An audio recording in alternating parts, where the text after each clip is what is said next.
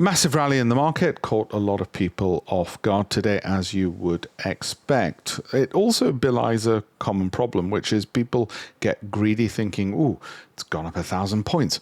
Why am I not trading? Well, trading is more likely to get you wrong-footed, although in the short term it could make you quite a bit of money. It's a bit like the lottery ticket winner you see on TV. Just because somebody happened to do well, and it is a minority of people, doesn't mean you're going to be one of those somebody. So rather than trying to trade, the majority who are unskilled ought to look at just investing. Now, this gives them FOMO. They look out of the window, they see their trading compatriots bragging about the Lamborghinis and the Ferraris that they drive, and of course it makes them urged to trade. Well, it's a pretty stupid, dumb thing to do. Just because somebody else claims, not probably even doing it, claims to be making lots of money, trading is not a good reason for you to trade your pension portfolio and your investment. So stick to your focus.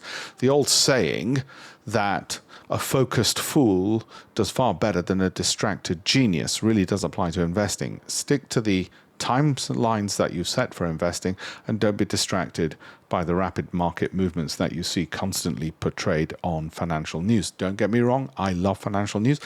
I love political news. It doesn't mean I get off my chair and start doing politics or start trading like crazy. Okay? Like, subscribe, follow for more. Have a look at alpeshpatel.com/links if you'd like to learn a bit more about trading and investing and the difference between the two in little bite-sized snippets. Thank you.